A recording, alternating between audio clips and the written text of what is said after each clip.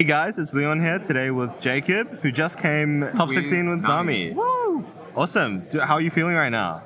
Funny enough, hilarious because I built this deck before I flew out. Oh shit, okay, so just got this sorted out like night before. Yeah, I've been working all week with my business, so I came down to have fun and that's what I built. Alright, let's get to it. How are your matchups throughout the weekend? The matchups, the probably hardest ones were the Law, which was Jimmy Shee on the top 8. It was the only person I lost to in the earlier rounds. Right? He was playing Red Purple Law. It was just a really, really bad mulligan hand. It was just all All-Stars, no triggers, no Kayas, nothing. So it was one of my worst matchups there because it was physically one of the worst mulligans hands I probably had in the whole tournament. Yeah. But it happens. You accept those. I'd probably say Lucci was the second biggest threat, to be honest with you. Really? Lucci? Lucci because people think that Lucci's easy with Nami. Yeah. But the way I built my deck is to counter how they play from the actual Kuja build. Right. Because the Kuja build doesn't rely on milling a lot consecutively. It relies on picking up a few cards, bouncing back to hand. Yeah. So the reason I built this is because they played a lot of Brooks. So all games, I had one person play 2 E-shows in one game, so they trash 4 cards from hand. Yep. Obviously, that's a bad thing for Nami when you're playing with 8 or 9 cards. Yep. So not only did he do that, he also played them basically 3 Brooks. Oh wow, okay. So I lost 9 cards to the bottom of my deck. Yeah. I lost 4 cards from my hand. And there wasn't really much around that game. But even though I still won it, it's because I started milling in a way that my opponent couldn't keep up with me. Yeah. And the way that I've done that is every time he would trash 2 cards from my hands and he'd play a Brook, I'd be able to stop it with a Daz Bones because I have 5 Don left over. Alright. Now, it doesn't always work like that because it depends on what else you have in your hand. So it comes down to White Snake, Rubber Band, whatever you've picked up throughout the game. Yeah. But most games I'd have around by the 9-10 Don mark 18 to 20 cards, even if they'd used a Brook, because I would make sure that I have at least 1 or 2 Kais for an emergency. As long as I didn't get them, one Isha got 1 or 2 of them, so it goes in the bin. What can you really do? My biggest threat to them was Zeph.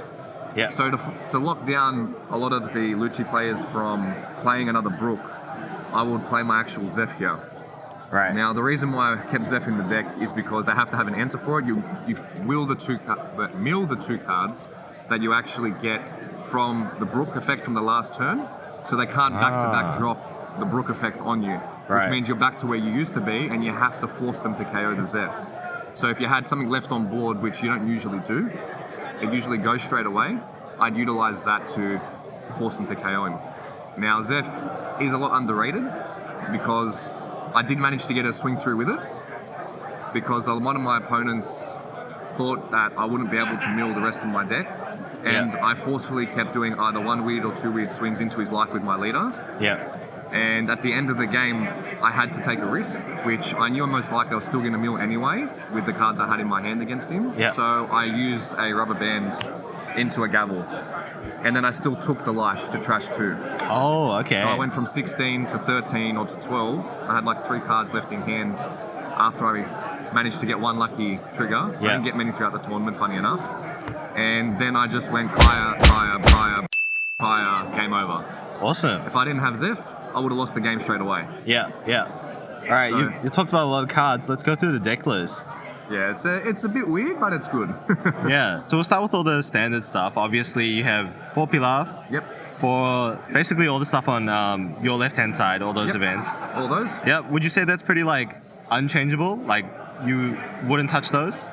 Now, there's a reason. I tried playing without them when I first built it. Yeah. The main reason why I went back to it is the draw 2 is good. Yep. The counteract effect of the Brook, because the Brook's a big thing against the Lucci. Mm-hmm. So that gives you the advantage of bringing it back when you play it with Hanger. The reason why I'm running Hanger in the deck Yep. is because Hanger saved me 3 of the games against the Luccis. Oh wow. So specifically why that did that is he had to swing into it with his lower bodies, with his Spandines. Yeah.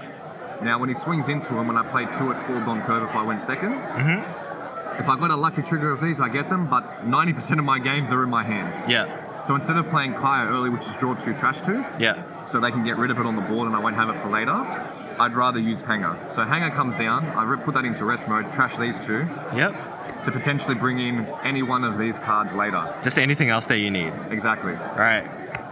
That's pretty awesome. So you're playing the 2 hangers and 2 Magji from the blocker? Correct. Margie is not a big thing. The only matchup it's really for is Enel and Bonnie. Okay. It's still usable in other matchups. Red Purple Law gives you an extra turn because you're drawing a card still for the turn, so it Yeah. still means you mill one. Yeah. And it forces them to bottom deck it early. It's okay. It's not amazing for it. Yeah. But again, it comes down to the situation. Majority of the time I trashed it, I'll be honest with you. Yeah, fair enough. And then going into, I suppose, like the big spice of the deck, can you tell us about your characters? Yes, my favorite one, because my Bandai TCG name is Soga King, Okay. is I have to always have one in my deck if I'm playing blue. Yep. Now, the main reason why I ran him is for three things. Like I said, one, I don't want to use Kaya's at 7 or 9 Don. Mm-hmm. It bounces the 6 cost back. It can even bounce a Zeph back to your hand if you've played it early. Yep. So you can replay the Zeph into the Kaya the turn after to forcefully mill another 4 cards. If you've kept your life early up, which I had to do against other Lucci players to counteract the Isho plays. Yeah, yeah. So if I knew they had 2, I'd play around the 6 card mark or 7 card mark no matter what and stay at the 4 to 3 life mark. Yep. So he comes into play bouncing back to their hand Summer Blockers, Hawkins, what else we got that's big? That people like using Cavendishes if I had to. Yep. Some RP law stuff. Any like- RP law blockers if I could get it down at end game just to draw 2 trash to filter through to find an extra white snake. Yeah. Something big that it helped me against in one of the games is bouncing back a against an Enel, Oh, I see. I believe. Because the Saba with the Enel would kept using that to swing at me and pop or regardless to get his life down, so he can Yeah. use 10 drop aces to swing. But that forcefully trashes his life. Yeah. Whereas when Zeph's stuck on the field, he had to KO it with the Sabo, and so he Right. had to re-KO it again potentially. Right, But he I chose see. not to use it. So that's up to my opponent. And that combos with this very well because you forcefully play the 7 drop to bounce a 6 cost, and then Yep. the turn after when you're on 9 or 10 Don, you can bottom deck any 5 or 6. Yeah, and then you keep enough Don to use your events for leader swings and stuff like that. Correct. Yeah. And Kayas were not always used to mill. I even just used them as 2Ks. Oh, really? Wow, Yes. that's a bit different, I suppose. It was the only way to get through when you use a white snake, rubber band, and 2K because they're swinging 7s. Right. Because they think you're not going to throw the Kayas away, but you don't need the Kayas if you know you can mill without them. Yeah. So speaking of milling, you have the 5 cost Des Bones. Yes. One How- of my favorite cards.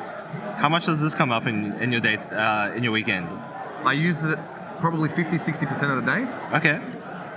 Majority on 7 Don if I had to, but I Right. even use it on 5 if I was desperate. Like I said with the hanger play, Yeah. if you play this at 4, if you've gone second, and then you can play the Daz Bones, Yeah. you've now basically drawn 4 cards in 5 cards in 2 turns. It's a free block. Mm-hmm. They have to have an answer to him potentially because they don't want it to swing into their units. Because they want to keep as many units and cards in hand in case they saw the Zeph come down if I've shown that I've thrown it as counter earlier. Yeah. And then just right next to it, you have the 2 gravity blades. Yes. Do you think the combo, like basically this combination where you go 2 hangers into like a Des Bones into, I don't know, are you using gravity blade on the turns after that? Like 9, 10 Don turns? It depends on what they play on the field. Right. So if they're holding back and they're only playing specific units, I won't use Gravity Blade unless I know that I have leeway. Right. Gravity Blade is just to keep them scared in case there's another one.